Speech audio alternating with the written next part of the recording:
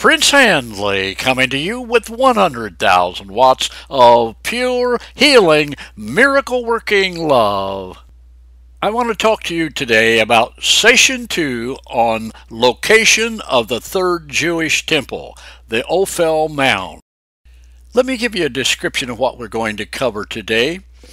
In this session, we will discuss several items that reveal difference between the currently referred to area of Temple Mount and where the first and second temples, including the Roman rebuild of the Jewish temple on these locations, were actually located. Number one, we will discuss the size of the temple compared to the Dome of the Rock complex, in other words, the Roman fortress Antonia. Number two, eyewitness certifications of people that lived during the time of the temple, the location of the temple, and the destruction of the Jewish temple. And then number three, and most importantly, the location of the temple as certified by the Holy Scriptures. So let's talk about location of the third Jewish temple, the OPHEL Mound. My friends, the construction of the third Jewish temple could start immediately if the Jewish leaders and the Jewish Temple Institute understood that the first and second Jewish temples were never located on the Dome of the Rock complex, or what's currently known as the Temple Mount, also known as Haram el-Sharif. This is part 2 in a series to develop a construct proving that the Jewish temple was not on the traditional location referred to as the Temple Mount, but it was in the city of David. In this message, we will develop the construct that the first and second Jewish temples were located on the OPHEL Mound just to the north of the original Mount Zion on the southeast ridge. So let's mention briefly the background of Josephus, who lived in Jerusalem during the temple, during the destruction of the temple, and after the destruction of the temple. He was an eyewitness. So let's find out who he was. Titus Flavius Josephus, born with the name Yosef ben Mattiyahu, was a first-century Romano-Jewish historian and military leader, best known for his writings, The Jewish War. Josephus was born in Jerusalem, then part of Roman Judea, to a father of priestly descent and a mother who claimed royal ancestry. He was born in Jerusalem in the years 37 or 38 A.D. He died A.D. 100 in Rome. He was a Jewish priest, a scholar, and a historian who wrote valuable works on the Jewish revolt during the time of 66 to 70 Christian era. And he wrote on earlier Jewish history. His major books are History of the Jewish War, 75 through 79, The Antiquities of the Jews in 93, and Against Apion. Josephus' works are the most thorough histories of the period that we have. Writings provide the greatest insight into what happened to the Jewish people during a 500-year period.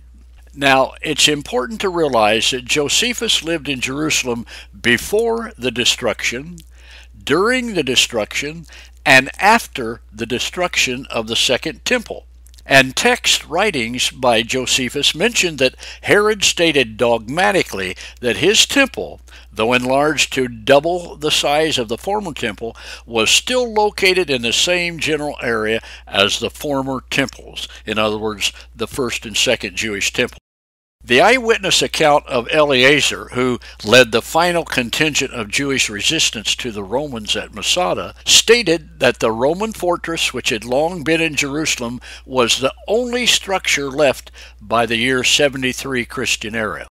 In other words, Messiah Yeshua, Jesus, was right.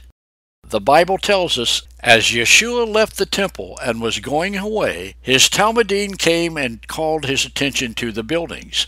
But Yeshua answered them, "You see all these things? Yes, I tell you, they will be totally destroyed.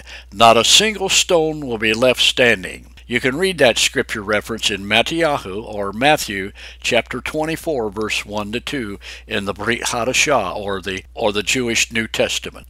It's interesting to notice that the stones of the Roman fortress, Fort Antonio, were left standing where the Dome of the Rock complex, or Haram al-Sharif, is now located, referred to commonly as the Temple Mount area.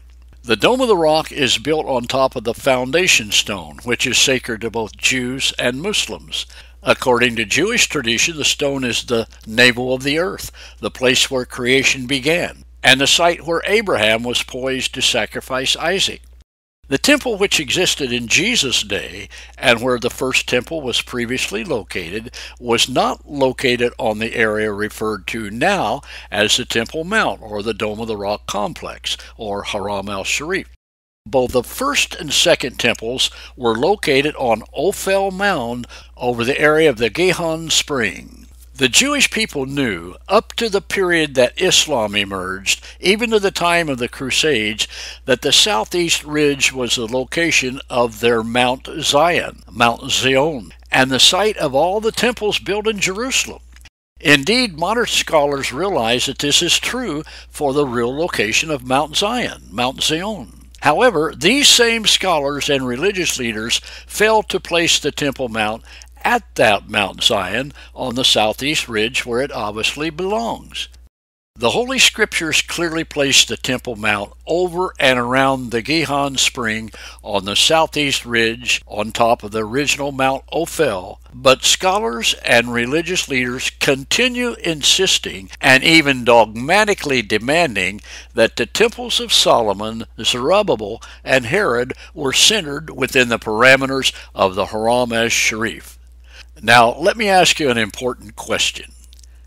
Guess who wants to believe that the first and second Jewish temples were located on the current Dome of the Rock complex, or what is commonly referred to as the Temple Mount?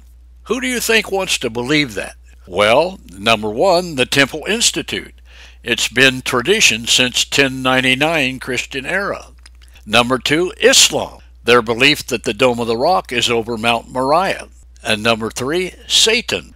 If Israel and the Jews can now build the third temple in another area, not the commonly called Temple Mount area, but in an area where the first and second temples actually stood, that would speed up the return of Messiah and the judgment of Satan. So here are some other points to consider. The dimensions of the temple, with its unique shape and characteristics, could not be the same as Fort Antonia, where the current Temple Mount is located. The Haram al-Sharif, the current Dome of the Rock complex, referred to as the Temple Mount, also fits within the average size of a Roman camp, 50 acres, while the temple complex described by Josephus was only 9 acres, typical of other Roman Greco temple complexes of the period. By the way, if you have the Prince Handley app, in the show notes of the podcast, I give you a description, a pictorial description of the location of the temple, the location of Fort Antonio, and the location of Gihon Spring, over which the temple was located. By the way, the size of the Fortress Antonio, based on Josephus and other evidence, showed that around 6,000 soldiers were housed there, plus 4,000 support personnel. It was like a small city with roads, bakeries, brothels, courtrooms, and barracks. Also, if, as some Temple Mount proponents argue, Fort Antonio was at some other location than the present Haram al-Sharif or Dome of the Rock complex, then why were not the Heronian stones from Fortress Antonia found together at another location?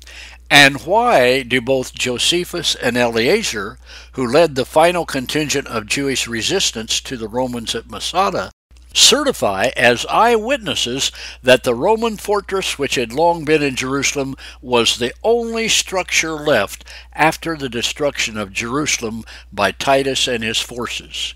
Josephus mentioned the utter ruin of the temple and all the city of Jerusalem, but he gave no reference that the Haram al-Sharif was ordered to be retained, or that Titus and his general staff commanded those walls should continue to remain intact. But they have survived unto our modern times.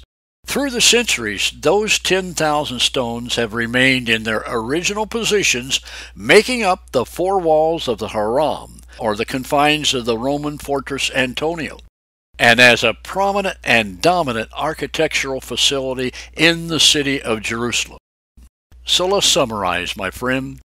Tradition holds strongly that the current Temple Mount is the original location of the temples. However, the testimony of eyewitnesses who were at Jerusalem before, during, and after the destruction of Jerusalem certify otherwise. In addition, and certainly more importantly, is the prophecy of Yeshua. You see all these things? Yes, and I tell you they will be totally destroyed. Not a single stone will be left standing. My friend, the first and second temples of Solomon and Zerubbabel were located on the OPHEL mound just to the north of the original Mount Zion on the southeast ridge. We will investigate more concerning this in our following session. And I trust this teaching will add insight into the real location of the first and second Jewish temples, and where the third temple could and may be built. This has been your friend, Prince Handley, coming to you with 100,000 watts of pure, healing, miracle-working love. Baruch haba B'Shem Adonai.